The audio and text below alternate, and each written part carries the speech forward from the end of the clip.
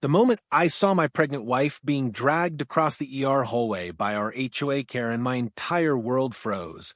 She was clutching her stomach, whispering, "Please, my baby," while Karen yelled, "She doesn't belong here, she's faking it to break HOA rules." Nurses screamed for her to stop, alarms went off, and patients stared in shock as my wife's feet scraped helplessly against the cold floor. I sprinted toward them, but Karen had already yanked her through the sliding doors, shoving her outside like she was trash. My wife collapsed on the concrete, gasping for air, her hands trembling over her belly. And in that exact horrifying moment, when I thought I was about to lose both of them, someone in the crowd whispered. I recorded everything, all of it. That one sentence changed everything, including what happened in court. Before I take you into the moment, my entire life almost fell apart inside that ER hallway. I want to ask you something personal. Which city are you watching this video from? Drop your city name in the comments. I love seeing how far these stories travel across the country. And hey, before we jump straight into the chaos, make sure you hit that subscribe button, because the story you're about to hear, it isn't just shocking. It's something no family should ever experience. Now, let me take you back to the morning it all started. My wife was 7 months pregnant, glowing, excited, and nervous like any first-time mom. But that day, she woke up with a sharp pain in her side, the kind that made her grip the bed and whisper she couldn't breathe. I rushed her into the car, heart pounding, praying it was nothing serious. The ER was supposed to be the one place where she'd be safe, where doctors would check her, calm her, and make sure our baby was okay. But the moment we stepped inside, HOA Karen spotted us, and everything spiraled out of control. She'd always had a problem with us, petty rule complaints, constant threats, power tripping over nonsense, but I never imagined she'd bring that hatred into a hospital. She accused my wife of faking pain to skip HOA inspection day, shouted at nurses, and then did something so cruel, so dangerous, that even the security guards froze. I wish I could tell you someone stopped her right then. I wish I could tell you the hospital protected my wife. But the truth is, the nightmare had only just begun. That morning started like any other, except for the uneasy feeling sitting heavy in my chest, the kind that whispers something is about to go horribly wrong, even before you know what it is. My wife, Emma, was 7 months pregnant, usually bright and full of quiet excitement. But when she woke up that morning, her face was pale, her breathing shallow, and her hand pressed tightly against her lower abdomen. "It feels sharp, like something is tearing," she whispered, and instantly every nerve in my body caught fire. I didn't waste a second. I grabbed her bag, supported her by the shoulders, and guided her toward the car, her steps shaky, her breaths uneven. The whole drive to the ER, she kept trying to convince herself, and maybe me, that it was probably nothing, just normal pregnancy pain, but her trembling voice told me she didn't believe her own words. Traffic lights felt like they were mocking me, turning red every time I begged them to stay green. I held her hand the entire way, feeling her grip tighten each time another shock of pain ran through her. By the time we pulled into the ER parking lot, she could barely stand without leaning into me. Nurses rushed over with a wheelchair, asking how long the pain had been happening, and as they pushed her toward triage, I felt a small sliver of relief. She was finally safe, finally where she needed to be. But safety vanished the moment a familiar, venom-laced voice echoed across the waiting room. "Of course it's you too, HOA," Karen hissed, standing up from one of the chairs like she had been waiting for us. She wore that same smug expression, chin raised, eyes narrow, clipboard in hand like always, as if she owned every space she walked into. "What's wrong now?" she snapped loudly for everyone to hear. "Faking an emergency so you can skip HOA inspection day?" Even the nurses paused, confused. Emma's head dropped as tears filled her eyes, not from Karen's words, but from another surge of pain tearing through her stomach. "Please," Emma whispered softly, "not now." But Karen stepped directly into the nurse's path, blocking the wheelchair. "I need her back home," she demanded, waving a stack of papers. "She was supposed to be present for the community inspection. She's violating HOA protocol by leaving without notice." The nurse, a young woman with kind eyes, tried to explain calmly, "Ma'am, she's in medical distress. We need to get her inside immediately." But Karen laughed, actually laughed, like the whole thing was an inconvenience personally designed to ruin her day. Medical distress? She's been pulling this stunt for months. Anything to avoid the rules. She thinks pregnancy gives her special privileges. My blood boiled, but I forced myself to stay focused on Emma. I stepped between Karen and the wheelchair. "Move. Now." But Karen wasn't listening. If anything, my tone made her more determined. She lifted the papers again dramatically. "I am the HOA enforcement officer. I have authority to remove non-compliant residents under Article 12. If she refuses to return for inspection, that's grounds for penalty and removal." She didn't get to finish. Emma's body jerked forward as she cried out in agony, one hand gripping her stomach, the other clutching the armrest of the wheelchair. The sound of her pain sliced straight through me. Nurses sprang into action again, trying to move the wheelchair past Karen, but Karen sidestepped aggressively and shouted, "She's faking it." A couple in the waiting room gasped. A man pulled out his phone, whispering, "What is wrong with this woman?" But Karen didn't stop. She pushed forward, grabbed the wheelchair handles, and yanked it backwards so hard that Emma let out a strangled cry. "Stop!" I roared, lunging forward, but two security guards stepped in, not to restrain Karen, but to de-escalate the situation without understanding what was happening. "Sir, calm down," one guard said, raising a hand toward me. "We need to assess the conflict." "Assess?" I exploded. "My wife is in labor complications. She needs a doctor." But Karen was already flipping through her papers like she was presenting evidence in court. "Look," she said to the guards, pointing to random highlighted lines. "Residents cannot abandon scheduled inspections. She has a long record of rule violations. This is manipulation. She's doing it for sympathy." Meanwhile, Emma whispered, "It's getting worse. Something's wrong. Please help." Her voice was fading, her tears streaking down her cheeks. One nurse locked eyes with me, worried, urgent, and silently mouthed, "We need to get her inside now." She tried one last time to push past Karen, but Karen twisted the wheelchair sideways and barked. "I said she is not going in." That was the breaking point. That was the moment everything snapped. Because Karen, in her delusional obsession with control, grabbed my pregnant wife by the arm, ripping her from the wheelchair with a force that made everyone around us gasp. Emma stumbled, clutching her stomach, barely able to stay upright as Karen dragged her toward the sliding doors. "You don't get to run from consequences." Karen shrieked, pulling her outside while Emma cried, "Please." "I can't stop," nurses shouted. People stood. Phones came out. The guards finally moved, but too late. I sprinted after them as my wife's feet scraped helplessly across the floor. And that's when I felt the first wave of real terror. The kind that makes your legs cold and your heart numb.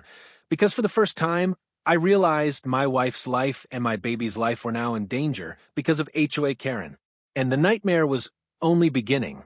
Outside the ER doors, the cold air hit Emma like a punch, and her whole body folded as Karen's grip dug into her arm, dragging her across the concrete like she wasn't a human being, like she wasn't a terrified pregnant woman fighting to stay conscious.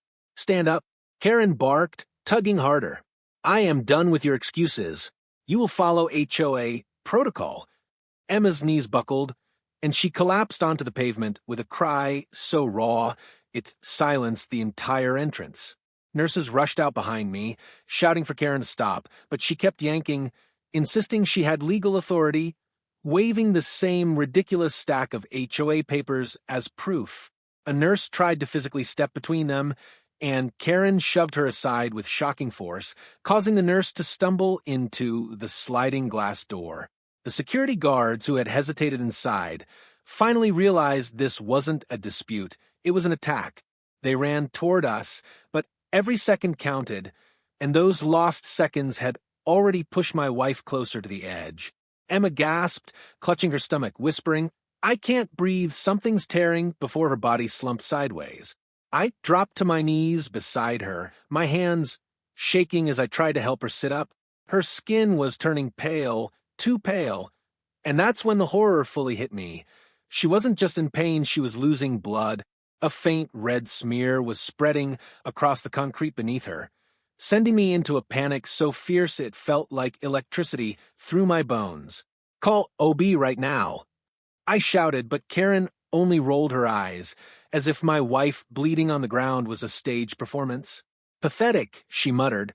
"She's just trying to avoid HOA consequences. She's manipulating all of you." A woman in the crowd yelled, "Lady, she's pregnant. What is wrong with you?" More phones came out. People started recording from every angle now. Someone screamed for a stretcher. Someone else yelled for code blue. And then a sound that froze the world, the rapid beeping from a portable fetal monitor the nurses had brought outside. The baby's heartbeat was dropping. Fast. Emma's fingers twitched weakly, brushing my arm as she whispered, "Please, don't let her hurt the baby." I cupped her face, heartbreaking. "I'm right here. I promise, I won't let anything happen to you." Suddenly, Karen lunged again, reaching for Emma as if she still intended to haul her off the ground. "Stop touching her," she snapped at me. "She belongs to HOA custody until her violations are addressed." "Are you insane?" one of the security guards roared, finally grabbing Karen by both arms. She thrashed and kicked, screaming, "I have rights. You can't touch me. She's a fraud. She's faking everything." But the scene unfolding on the ground proved otherwise. Emma's breaths were shallow. Her eyes fluttered. The blood beneath her was growing. And the fetal monitor alarm screamed louder. Nurses formed a tight circle around her, one of them pressing oxygen to her face, another checking her pulse, another barking into a radio for an emergency surgical team. "She's going into distress. Move, move, move." One nurse shouted as paramedics sprinted out with a gurney. They carefully lifted Emma, her limp body barely responding, and rushed her back inside with me running beside the gurney, praying she would wake up, praying the baby would hold on. Behind us, Karen continued fighting with security, screaming nonsense about community bylaws, fake pregnancies, and legal authority, but her voice faded as the ER doors sealed shut behind us. The bright hospital lights felt like interrogation beams. Doctors surrounded her instantly, hooking her to monitors, inserting IVs, checking fetal movement, speaking urgently in medical terms that made my stomach twist. I stood there, helpless, listening to phrases like internal separation, placental abruption, significant maternal trauma, and emergency intervention. My chest tightened until breathing felt impossible. One doctor turned to me, eyes serious. "Sir, did someone physically pull or jerk your wife before she collapsed?" My throat dried. "Yes, that woman outside, she dragged her." His jaw tensed. This kind of trauma can cause the placenta to separate from the uterus. It's extremely dangerous for both mother and baby. We need to act fast. My legs nearly gave out. This nightmare, this unbelievable chaos, wasn't just cruelty anymore, it was life-threatening violence. As they rushed Emma toward imaging, I waited outside the room, heart racing, hands trembling uncontrollably. A police officer approached, notebook in hand. For a second, relief washed over me. Finally, someone was going to do something about Karen. "Sir," he began calmly, "we receive a report that you assaulted an HOA staff member outside the ER. Can you explain what happened?" The world snapped in half. "What?" I shouted. "She attacked my pregnant wife. She dragged her out of the hospital." The officer exchanged a look with his partner. "We have a statement from the woman claiming you became violent, pushed her, and threatened her." My jaw dropped. "Are you kidding me? There are dozens of witnesses. People recorded everything." "We'll review whatever evidence we can," the officer said neutrally. Unfortunately, the hospital security cameras at the entrance were offline this morning. Offline? Of course they were. And suddenly, it hit me. The janitor's words from earlier echoed faintly in the hallway. Someone was messing with the CCTV wires. My heart started racing again. That someone was definitely Karen. Before I could say another word, a nurse rushed out. "Sir, your wife is asking for you. She's awake but very weak." I pushed past the officers and went inside. Emma's hand reached for mine, trembling, her lips parted, and she whispered something so faint I barely caught it, something that changed everything we thought we knew about Karen's motives. She said, "Our baby doesn't deserve to be born in her community," and then Emma's eyes closed again as monitors beeped wildly. The nightmare was turning into something far darker and far more personal than I ever imagined. The moment those words left Emma's trembling lips, she said, "Our baby doesn't deserve to be born in her community," something inside me shattered so violently I felt it in my bones. I stared at her pale face, at the faint rise and fall of her chest, and every ounce of fear twisted into pure burning resolve. This wasn't just an HOA complaint anymore. This wasn't a dispute. This wasn't a misunderstanding or stress or some overreaction by a nosy neighbor. Karen had targeted my wife and unborn child with deliberate malice. She had dragged her out of an ER, caused life-threatening trauma, and then dared to speak words dripping with hate, words that revealed something deep, dangerous, and disturbingly personal. I held Emma's hand as she drifted back into sedation, doctors stabilizing her as best they could, the rhythmic beeping of the fetal monitor echoing through the room like a countdown. I stepped outside, fighting back tears I didn't have time to feel, and standing there were the two officers again, waiting, notebooks open. "Sir, we still need your statement," one repeated. But before I could respond, one of the nurses hurried over, a tall, quiet guy named Miguel, who had been assisting since the moment Emma collapsed. He lowered his voice. "Sir, can I talk to you privately?" We stepped a few feet away. Miguel looked around nervously, then whispered, "I saw something this morning, before any of this happened." My heart pounded. "What did you see?" He took a slow breath. "A woman matching that lady's description, Karen, near the side alley where CCTV cables are. She was messing with the wires. I thought maybe she worked for the hospital, but after everything I witnessed outside, I don't think she did." My stomach twisted. "Are you saying she disabled the cameras?" "I'm saying," he whispered, "that the cameras shutting down right before your wife arrived wasn't an accident." Rage roared through me. My hands clenched so hard they shook. Karen hadn't just attacked Emma. She had planned the entire thing, ensured there'd be no hospital footage to expose her. She came to the ER with the intention to confront us, maybe even harm us.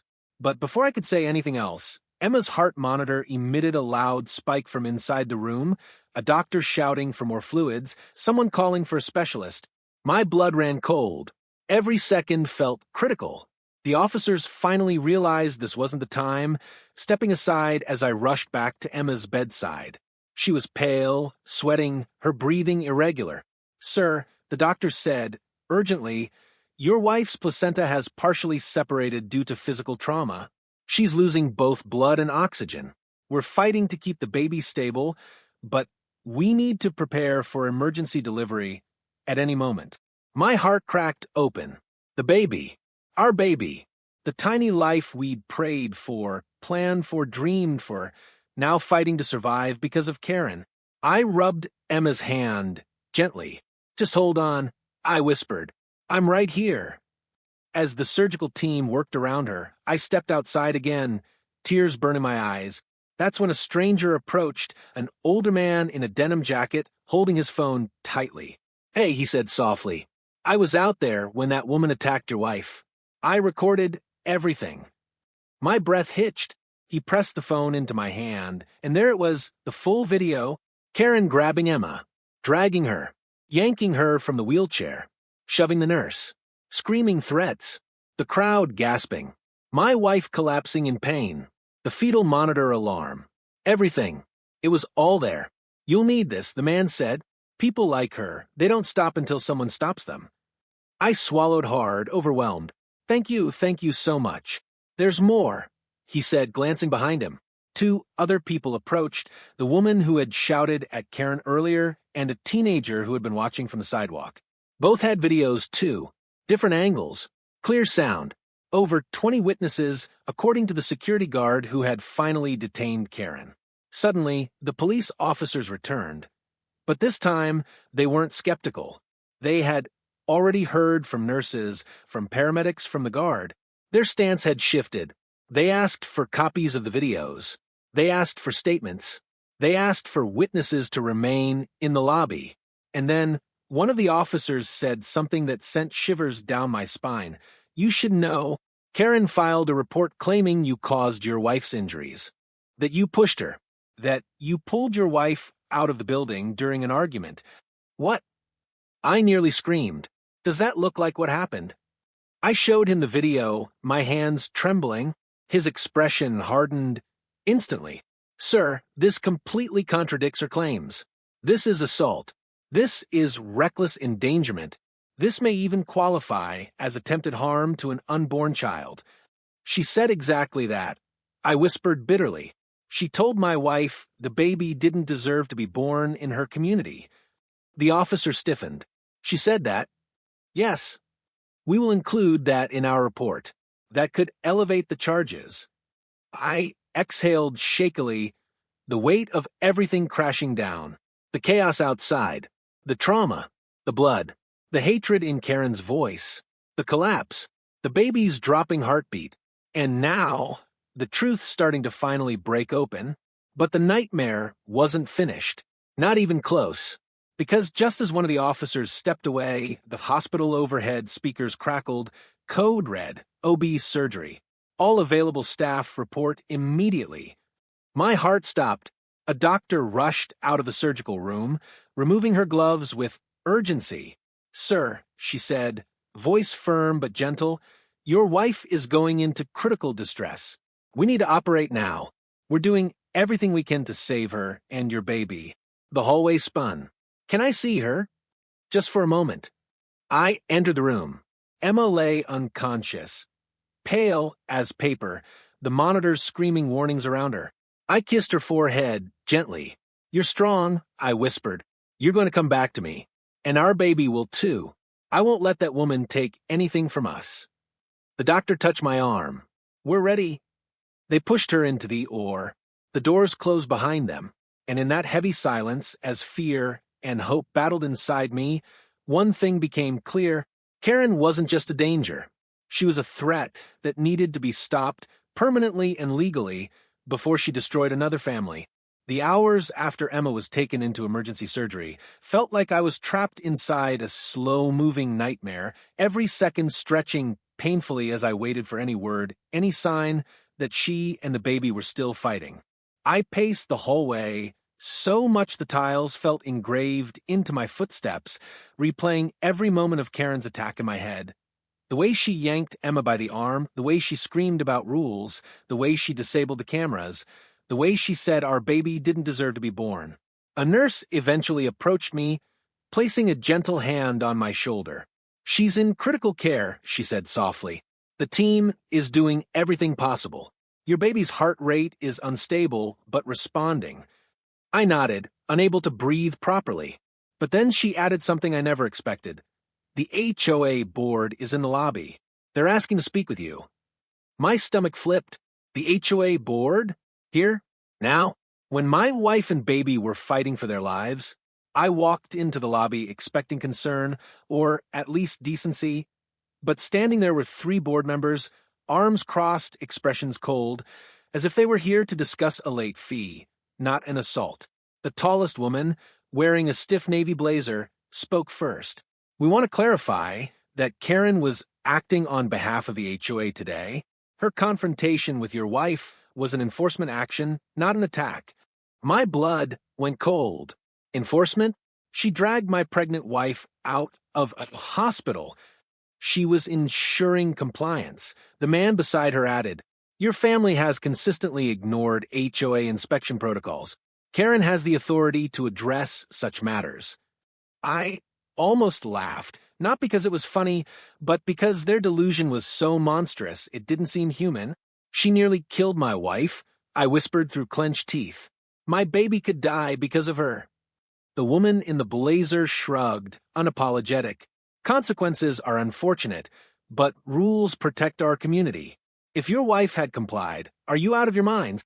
I roared and heads in the lobby turned. The board members exchanged glances, their calm arrogance chilling. Then the man added quietly, "We'll be filing our own report. The HOA won't be held liable for her actions today." Their actions spoke volumes.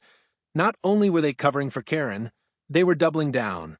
But fate is unpredictable, and sometimes justice begins with a tiny crack. Because just as they turned to leave, an older woman approached hesitantly.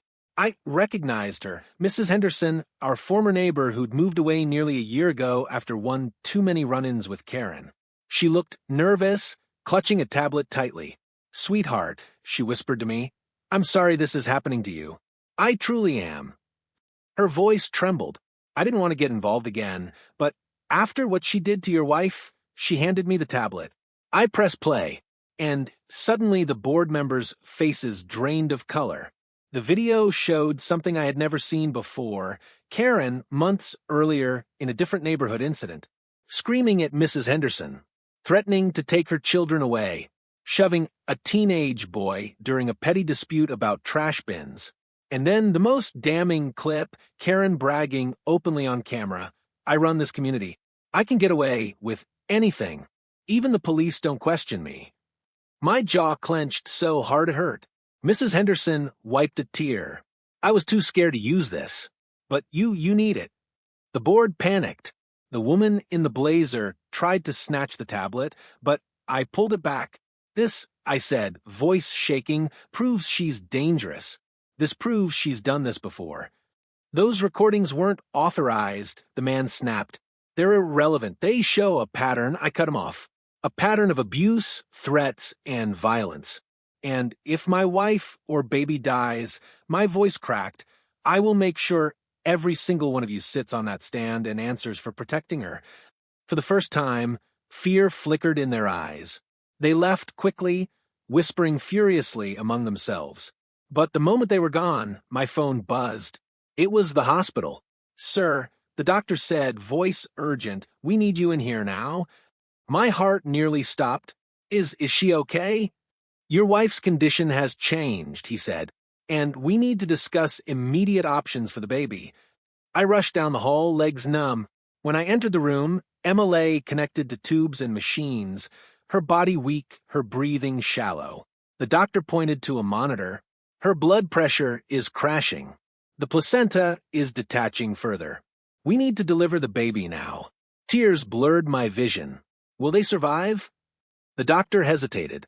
"We're going to do everything possible. But this is extremely high risk for both mother and child." Emma's eyelids fluttered. I sat beside her, taking her hand. "I'm here," I whispered. "I'm right here." And then, with a weak breath, she whispered something that made my entire heart break in half. "Don't let her hurt us anymore. Never," I promised. "Never again." The medical team prepared for emergency surgery, moving swiftly and efficiently. But as they pushed her toward the oar, Emma's hand slipped from mine, and for a split second, time froze. That's when the nurse from earlier, Miguel, ran up to me. He looked breathless, almost excited. "Sir," he gasped, "I found something." "What?" "A recording." My pulse skyrocketed. "A recording of what?" He swallowed. Karen didn't know one of our maintenance cameras, a backup camera, was still online. It caught her damaging the main CCTV wires. My heart slammed in my chest. "Do you have it?" "Yes, and I'll make sure the police get it."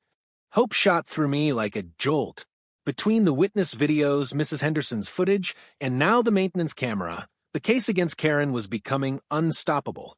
But none of it mattered more than the moment happening right now, the life-or-death fight behind those doors. I pressed my hand to the cold window, breath shaking, listening to the faint echo of nurses preparing inside. Everything in my world, my wife, my baby, my family, was on the other side of that door. And as the red light flicked on, signaling the start of surgery, I made a silent vow. Karen would never hurt another woman, another mother, or another child again. The red light above the door glowed like a warning beacon, filling the hallway with a cold dread that wrapped itself around my chest and refused to let go.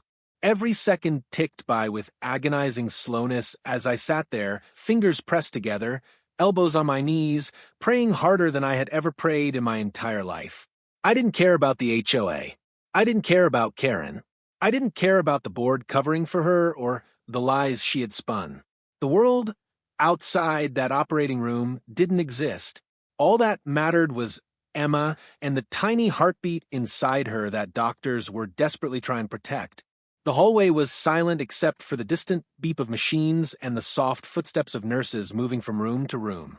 Then chaos erupted again. The ER doors flung open and a swarm of voices rose in disbelief. I looked up sharply, expecting another emergency patient. Instead, I saw her, Karen, storming inside the hospital again, flanked by two HOA board members who trailed behind her like pathetic shadows. Her wrists were red from where security had held her earlier, but she was no longer restrained. Her face was twisted with fury, eyes wild, hair disheveled, clutching her clipboard like it was a weapon. "Where is he?" she shouted, her voice echoing through the entire lobby. "Where is that man? He assaulted me. He caused all of this. I demand his arrest immediately." Nurses jumped back, startled. Patients stared. Guards ran toward her. And for a second, I felt a rage so consuming it nearly pushed me my feet. But I forced myself to stay where I was.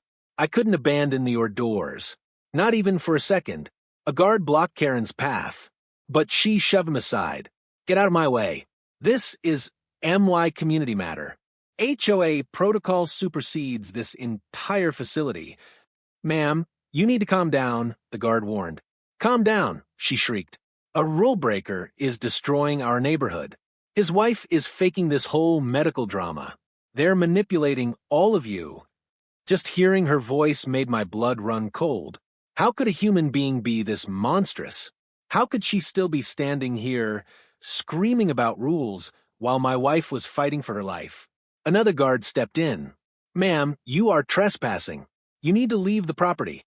Karen jabbed a finger toward me. "Arrest him. He attacked me.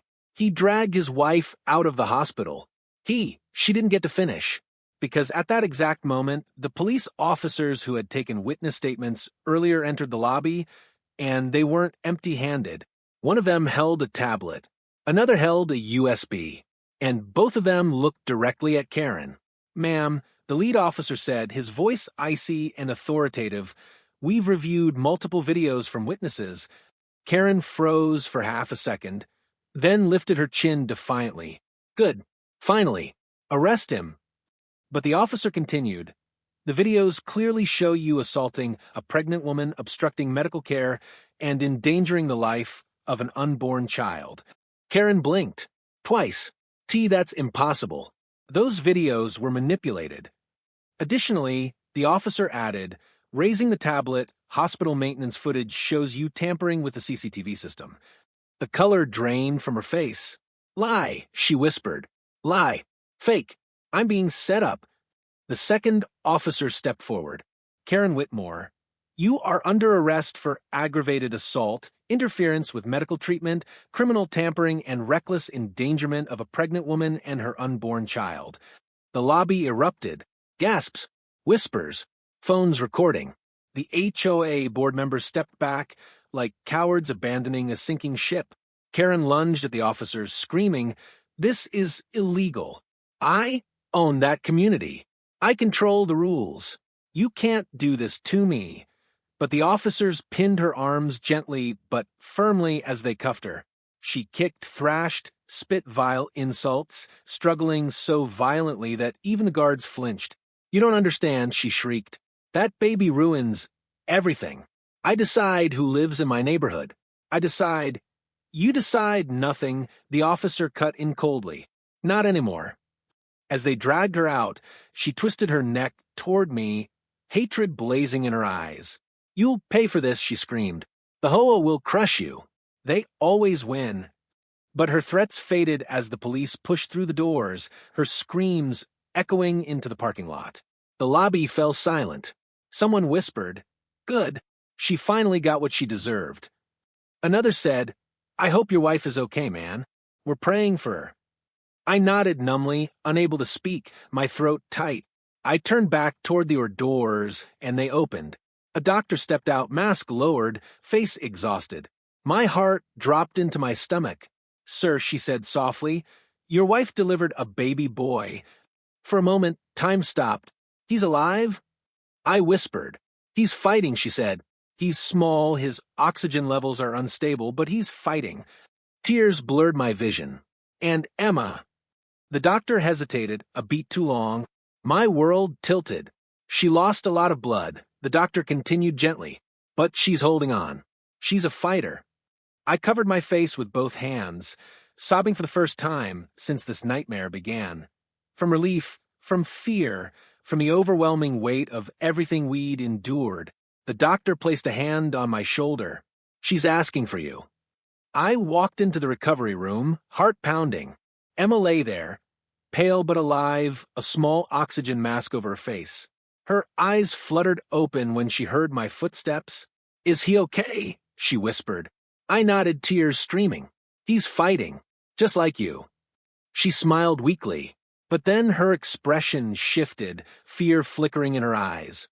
"Karen, she's gone," I said firmly. "Arrested. The police saw everything. She can't hurt us anymore." Emma closed her eyes, exhaling a shaky breath, relief washing over her fragile body.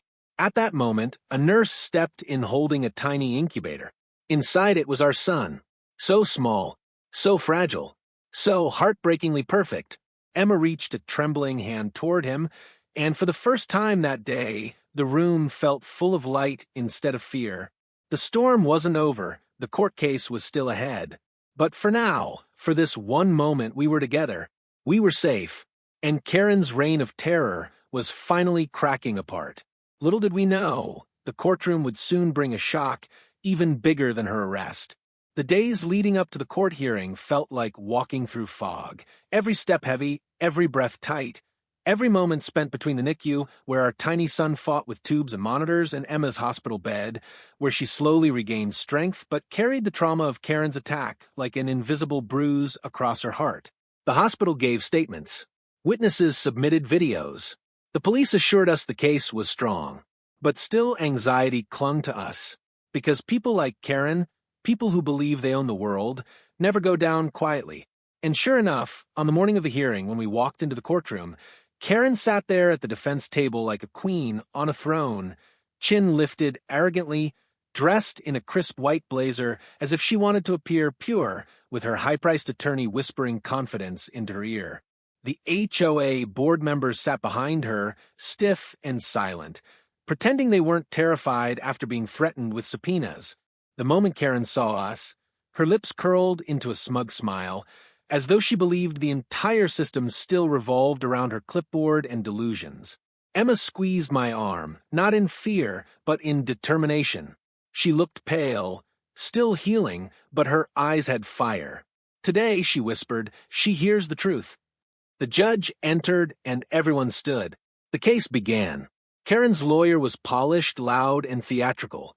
He painted her as a devoted community leader, a woman overwhelmed with responsibility, a victim of chaotic misunderstanding. He argued that she believed Emma was faking, that the hospital scene escalated beyond her control, that she feared for community safety and acted out of duty, not malice. And then he pointed directly at me. "The husband," he said, "is an unstable, emotional man who incited the chaos." I felt my blood boil. Emma squeezed my hand again. "Not yet," she whispered. "Wait." The lawyer continued. "The so-called videos are misleading. Angles distort reality. Witnesses interpreted her body language incorrectly. She is a respected HOA officer, a woman of integrity, and we will prove she was defending the rules, not attacking a pregnant woman." Karen nodded eagerly, like every lie was a compliment. Then it was our turn. Our attorney stood, a calm, soft-spoken woman with glasses who somehow radiated more strength than all of Karen's theatrics combined. "Your Honor," she began, "this case is not about HOA rules. It is about violence. It is about a pregnant woman who was physically dragged from a hospital, denied medical care, and nearly lost her child because of the defendant's actions." She turned to the jury, "And we will show you the truth, unfiltered." First, Emma testified. Slowly, carefully, her voice trembling yet strong. She recounted the pain, the terror, the moment Karen's fingers dug into her arm, the words Karen whispered about our baby not deserving to be born. At one point, Emma teared up. At another, Karen scoffed loudly. The judge shot her a glare. Next, nurses testified. The security guard testified. The older man who recorded the first video testified. Then, Mrs. Henderson took the stand, hands shaking, voice breaking as she described her own past experiences with Karen, the threats, the harassment, the abuse she'd been too afraid to report. She told me she could control anyone, Mrs. Henderson whispered, even the police, even the neighborhood, and that she'd make my life hell if I spoke up. Karen shifted uncomfortably. Her lawyer objected. Overruled. Finally, our attorney looked at the judge. Your Honor, we request permission to play the recordings. A hush fell over the courtroom. The lights dimmed slightly as the screens turned on. And the moment the footage began, everything changed. First angle, Karen grabbing the wheelchair. Gasps rippled through the room. Second angle, Karen yanking Emma by the arm while she screamed in pain. A woman in the audience covered her mouth. Third angle, Karen pushing the nurse. Oh my God, someone whispered. Fourth angle, the fetal monitor alarm sounding while Emma collapsed. Fifth angle, Karen shouting she was in charge of the community and Emma didn't deserve to be there. Sixth angle, the maintenance camera catching Karen cutting the CCTV wires. Seventh angle, the recorded audio of Karen bragging months earlier that she could get away with anything. When the final clip ended, the courtroom exploded. Gasps, cries, murmurs, outrage. Even the stenographer froze in disbelief. Karen's face drained of color. Her mouth hanging open as though she couldn't understand how her world had fallen apart so completely, so publicly. The judge slammed the gavel. Order in the court. But it was too late. Everyone had seen the monster behind the blazer. The HOA board members ducked their heads in humiliation. Karen's lawyer tried to object, but his voice shook. It didn't matter. Evidence had spoken louder than any argument. The judge turned to Karen, his voice stern, resonating with finality. Ms. Whitmore, your actions were deliberate, dangerous, and cruel. You abused authority, caused severe physical harm, and endangered the life of a mother and unborn child. This court finds you. Karen slammed her hand on the table. No, I am the victim. Guilty on all counts, the judge finished calmly. The room erupted again, this time with relief. Karen shot up, screaming as officers grabbed her arms. You don't understand. I'm important. I make the rules. You can't do this to me. But they could, and they did. She was dragged out screaming as the courtroom watched, stunned.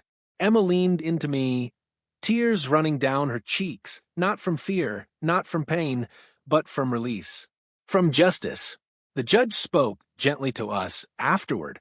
Your wife's strength saved her child, and your evidence saved countless others. As we left the courthouse, the sun hit our faces for the first time in days. And when we reached the NICU, our baby boy, still tiny, still fragile, opened his eyes. And for the first time since this nightmare began, it felt like the world was healing. But none of us would ever forget the tape that shook the courtroom, or the moment justice finally crushed the monster who thought she ruled us. If you stayed with me through this entire journey, thank you. What my wife, my newborn son, and my family went through is something no one should ever experience. All because one person abused her power and tried to control everyone around her. But justice won in the end, and our baby boy is growing stronger every day. Now, I want to hear from you. What would you have done if you were in my place? Tell me in the comments, and don't forget to share your city. I love seeing where our community is watching from.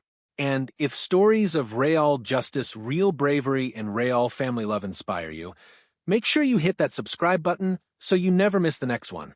Your support helps us keep telling these powerful stories. Thank you for being here, truly.